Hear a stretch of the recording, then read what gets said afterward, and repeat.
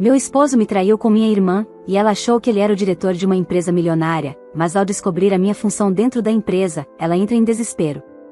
Olá, seja bem-vindo ao canal Histórias Surpreendentes, curta e se inscreva nesse canal, aproveite e ative as notificações. Sou Gabriela, 35 anos, e compartilho minha vida com Rodrigo, meu marido. Juntos, trabalhamos na empresa fundada pelo pai dele, um homem que começou com uma pequena construtora e a transformou em um império de 3 bilhões de reais. Ao longo dos anos, ele comprou outras empresas, enfrentando cada transação com uma firmeza e destreza impressionantes. Rodrigo, que cresceu num ambiente privilegiado, herdou a gentileza do pai, mas sempre me pergunto, será que ele tem a mesma força para enfrentar o mundo competitivo dos negócios? Com o tempo, comecei a duvidar se ele realmente seria o líder que a empresa precisa, ou até mesmo se ele é o homem certo para mim. Casados há 12 anos, hoje noto cada vez mais a falta de ambição de Rodrigo, que parece não ter pressa em comandar. Ele me confessou recentemente que não se sente preparado para a posição de CEO e suspeita que o vejam apenas como uma figura decorativa. Em contraste, sou prática e resolutiva. Antes de nos casarmos, eu trabalhava em um banco, onde aprendi a lidar com números e finanças.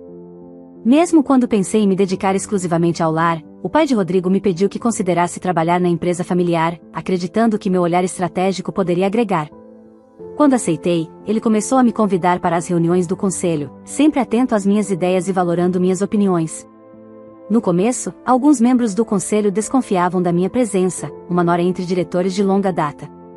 Mas à medida que meus palpites se mostravam acertados e minhas sugestões ajudavam na gestão, essa resistência começou a ceder. Rodrigo, por sua vez, era raro nas reuniões e, estranhamente, isso parecia não incomodar nem ao meu sogro. Certo dia, após uma reunião decisiva, encontrei Rodrigo no sofá, entretido com um programa na TV. Frustrada, perguntei, por que não foi à reunião hoje? Você é um membro importante, Rodrigo, deveria levar isso a sério. Ele me olhou com serenidade, sem traço de arrependimento, e respondeu, mesmo que eu vá, não entendo muito do que estão falando. Esse comentário me fez refletir. Talvez Rodrigo realmente não quisesse esse papel, e talvez, bem lá no fundo, eu também não quisesse seguir um caminho ao lado de alguém sem o mesmo entusiasmo e comprometimento. Rodrigo, meu marido, olhou para mim com um ar despreocupado e soltou, além disso, o conselho prefere você, então qual o problema? A indiferença em suas palavras me fez questionar se ele realmente estava confortável com o espaço que eu ganhará na empresa. Embora ele parecesse tranquilo, eu me perguntava se, no fundo, isso o incomodava. Enquanto isso, meu sogro continuava me preparando para desafios maiores, acreditando que eu poderia sucedê-lo. A ideia me motivava. Aos poucos, fui me dedicando ainda mais, comprometida em corresponder às expectativas dele. Após 3 anos intensos, meu sogro se aposentou completamente, e o conselho começou a procurar minhas opiniões em grandes decisões, deixando Rodrigo em segundo plano. Eu esperava que isso fosse o empurrão que ele precisava para se envolver, mas, ao contrário, ele se afastou ainda mais. Rodrigo começou a desaparecer do escritório por volta do meio-dia e passava o resto do dia em casa. Quando estávamos juntos, evitava qualquer assunto sobre o trabalho. Com a saída definitiva do meu sogro, as responsabilidades sobre mim só aumentaram. Aos poucos, assumi as tarefas de um verdadeiro CEO, e meu compromisso com a empresa se solidificou. O impacto que nossas ações teriam nos funcionários e em suas famílias fazia cada esforço valer a pena. Investi em estratégias para impulsionar nossas vendas, com a firme crença de que o crescimento beneficiaria a todos. Com o empenho de toda a equipe, logo começamos a ver resultados positivos. À medida que os dias passavam, eu me via cada vez mais fascinada pelos desafios da administração da empresa. Eu mergulhava de cabeça no trabalho, buscando formas de melhorar o desempenho da equipe e alcançar novos resultados. Mas, enquanto eu me dedicava intensamente, Rodrigo parecia estar se afastando. Sua presença no escritório se tornava cada vez mais rara, e em casa, as conversas entre nós diminuíam. O clima entre nós ficava cada vez mais tenso. Foi então que, ao chegar em casa um dia, encontrei Rodrigo almoçando com sua irmã, Paula. Ela estava passando por um momento difícil, após um divórcio complicado, causado pela própria infidelidade. O marido dela, furioso, tinha ido até a casa de nossos pais para confrontá-los, e Rodrigo, com sua natureza calma e gentil, foi até lá no meu lugar para tentar apaziguar a situação. Ele conseguiu convencer o ex-marido de Paula a sair de forma tranquila, sem maiores problemas. Mais tarde, Paula me comentou, seu marido é incrível. Ele conseguiu lidar tão bem com a raiva do meu ex-marido. Era claro que ela estava impressionada com a calma de Rodrigo. Após o divórcio, Paula, que antes o via como um homem rico e sem muita firmeza, parecia ter mudado de perspectiva. Agora, ela o via sob uma nova luz, como um homem respeitável e bem-sucedido. E, com a situação de Paula, recém-divorciada, quem sabe ela não tivesse começado a vê-lo como uma boa oportunidade, especialmente considerando sua atração por homens ricos. Eu, por outro lado, estava completamente focada no meu trabalho. Não tinha tempo nem disposição para me perder em tais pensamentos. O que Paula não percebia, entretanto, era que Rodrigo não passava de uma figura decorativa na empresa, sem realmente exercer controle sobre as operações. Ele estava lá, mas não no comando. Na época do casamento de Paula, seu ex-marido, que trabalhava para uma empresa internacional, não perdia a chance de se gabar. Em uma de nossas conversas, ele me disse com um sorriso arrogante: "Sou um cara de sucesso, ganhando bem e ainda sou bonito. Aposto que você deve estar com inveja." Ele, de fato, tinha carisma, inteligência e um estilo inconfundível.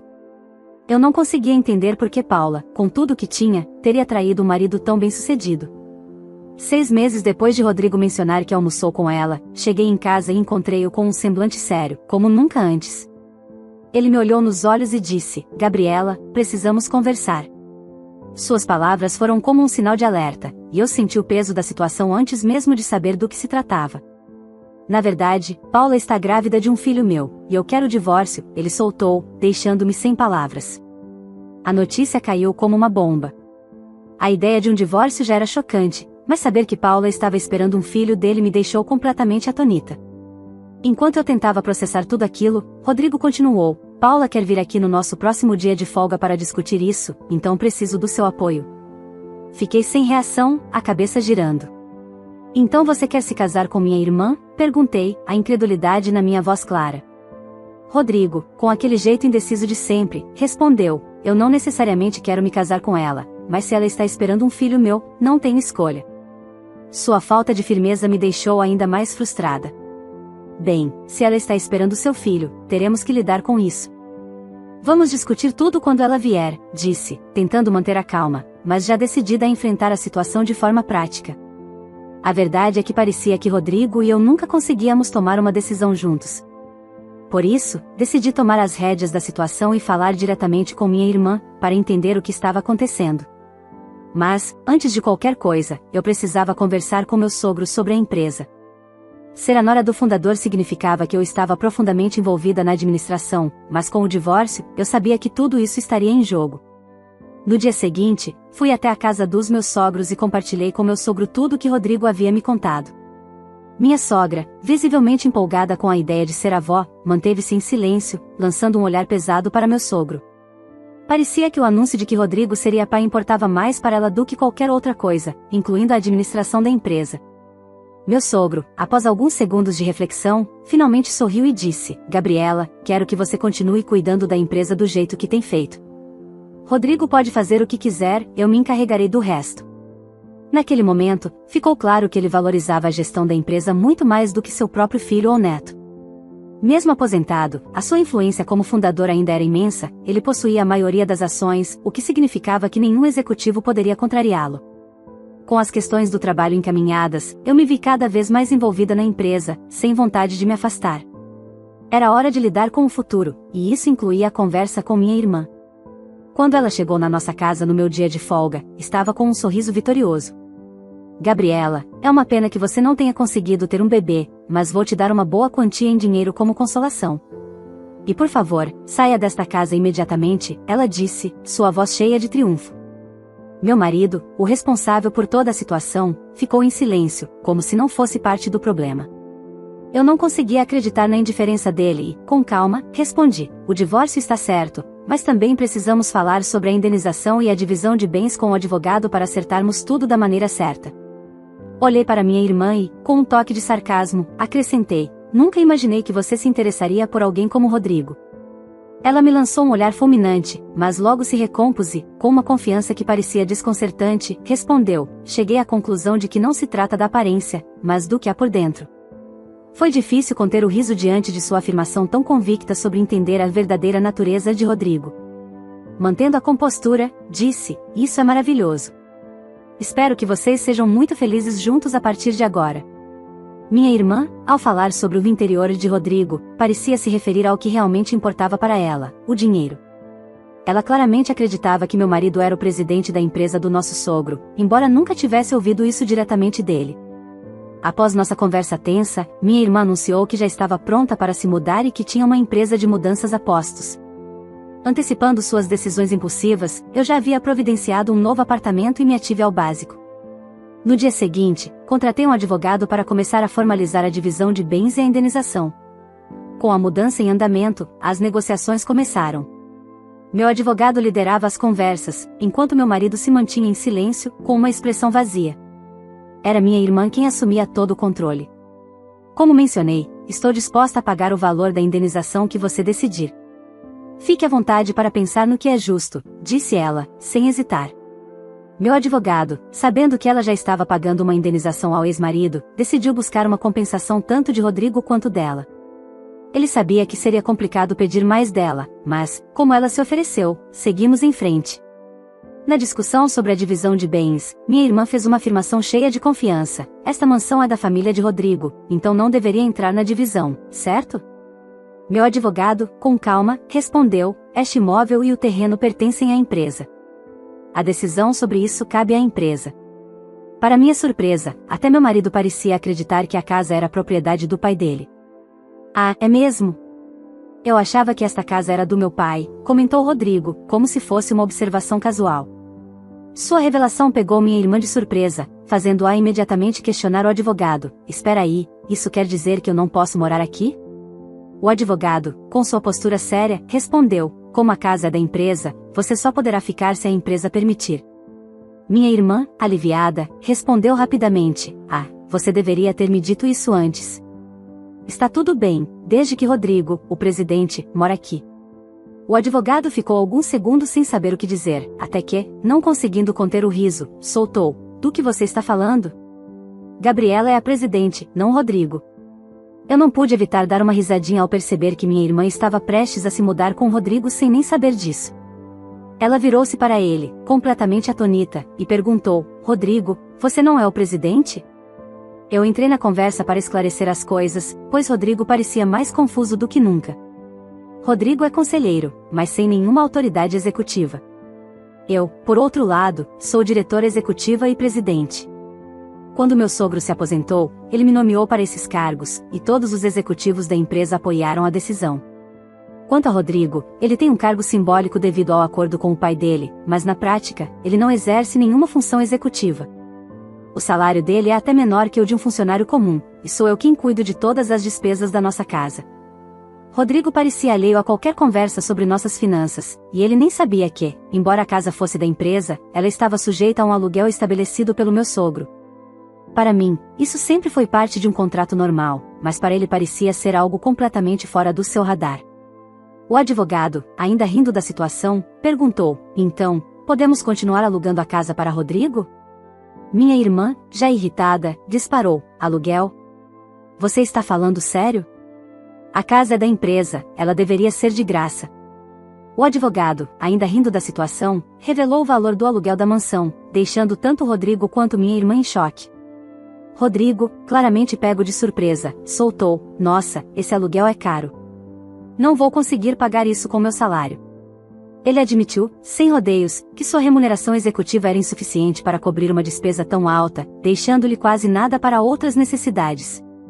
Durante todos os anos de casamento, o modesto salário de Rodrigo foi totalmente consumido pelos altos custos de vida, e o meu, igualmente drenado. Com poucas economias e ativos, não havia outra opção senão dividir o que restava. Depois que o advogado saiu, minha irmã ficou visivelmente desapontada ao perceber que a casa que esperava morar não era nem dela, nem de Rodrigo, era apenas um aluguel. Enquanto ela processava essa informação, Rodrigo parecia alheio à preocupação, com seu sorriso tranquilo no rosto. Eu, então, sugeri, sem muita cerimônia: por que você não volta para a casa dos seus pais? Sua mãe vai ficar feliz com a notícia da gravidez. Rodrigo concordou, sem hesitar, mas, por dentro, eu não pude deixar de rir da ironia de estar ajudando meu futuro ex-marido a encontrar abrigo. Comecei a me perguntar se ele teria o que fosse necessário para lidar com a paternidade, mas logo percebi que isso já não me dizia respeito. Então, Voltei minha atenção para minha irmã, que parecia ter se esquecido de sua própria situação financeira, especialmente considerando que ela já estava pagando uma indenização. Perguntei, sem rodeios: você ainda está bem com a sua indenização, irmã? Você parecia tão confiante antes, mas lembre-se, você também está pagando uma indenização ao seu ex-marido, não está? A expressão surpresa dela foi instantânea. Indenização? Eu também tenho que pagar indenização? Perguntou, claramente sem noção do que estava acontecendo. Enquanto Rodrigo e minha irmã trocavam olhares perplexos, quase não consegui conter o riso. Já havia assinado os papéis do divórcio e os pedidos de indenização, então a situação já não me afetava, mas ver a reação deles era, de certa forma, até um pouco patético. Como eu tinha previsto, Rodrigo voltou para a casa dos pais após se casar com minha irmã, exatamente como eu havia alertado.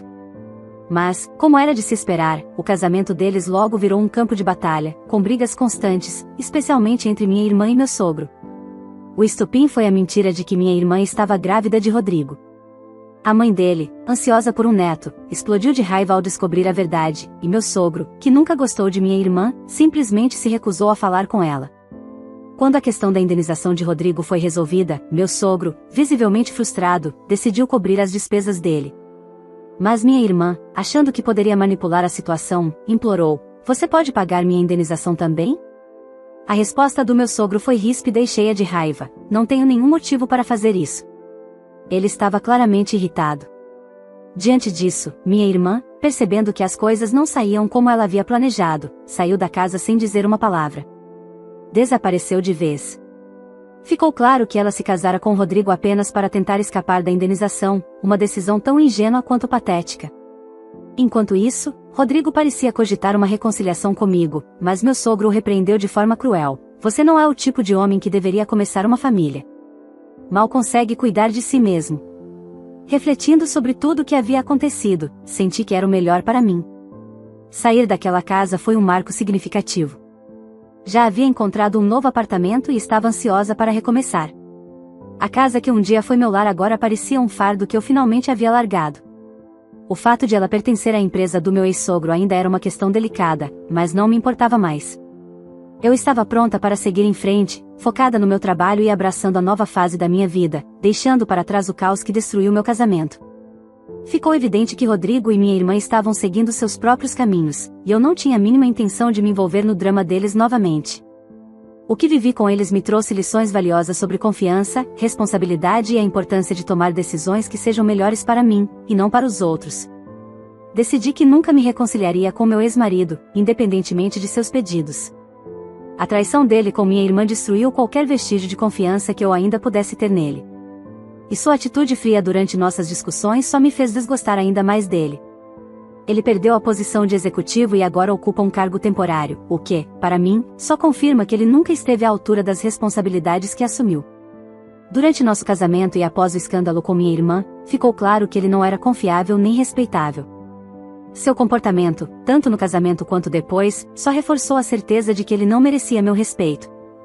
Vê-lo agora rebaixado a um cargo temporário me deu a certeza de que minha decisão de seguir em frente, de forma independente, foi a melhor. Eu continuei no meu papel de CEO, e hoje ele se tornou parte fundamental da minha vida. Liderar a empresa me dá um propósito diário, me mantém motivada e focada, e me orgulho do que faço. Cada dia é uma chance de melhorar a empresa, para o bem de nossos funcionários e suas famílias. Ser CEO não é só um cargo, é quem eu sou agora, e a ideia de abrir mão disso nunca me ocorreu. Após tudo o que vivi, a ideia de começar um novo relacionamento parece distante. Passei por muita turbulência emocional para sequer pensar nisso no momento. Agora, meu foco está totalmente em mim mesma e na minha carreira. Há tanto que ainda quero conquistar, e não tenho espaço para distrações. Meu sogro tem sido uma fonte constante de apoio, sempre ao meu lado com conselhos valiosos e uma visão estratégica que me ajuda a tomar decisões cruciais. Com o tempo, nossa relação evoluiu de simples convivência para algo muito mais profundo, e sou grata por tê-lo como mentor. Atualmente, vejo meu compromisso com a empresa como um casamento. Ele exige dedicação, trabalho árduo e paixão. Meu principal objetivo é garantir que o negócio prospere, proporcionando aos nossos funcionários a segurança de um futuro estável. O bem-estar deles está no centro das minhas decisões, e levo meu papel como CEO muito a sério. Essa jornada me ensinou lições poderosas sobre resiliência e a importância de ser fiel a mim mesma. Apesar das dificuldades pessoais, conduzi a empresa por um caminho de estabilidade e até consegui impulsionar seu crescimento. Não é fácil, mas o impacto positivo que tenho na vida das pessoas da equipe é o que me mantém motivada. No fim, meu foco está em liderar a empresa e apoiar minha equipe, com a firme intenção de criar um futuro bem-sucedido para todos nós. Embora minha vida pessoal tenha seus altos e baixos, minha carreira me dá a estabilidade e realização que preciso. É aqui que encontro minha força e onde escolho investir minha energia para os próximos passos. Espero que você tenha gostado dessa linda história. Curta esse vídeo, inscreva-se no canal e compartilhe esse vídeo com seus amigos e familiares. Obrigado por assistir até aqui e até o próximo vídeo.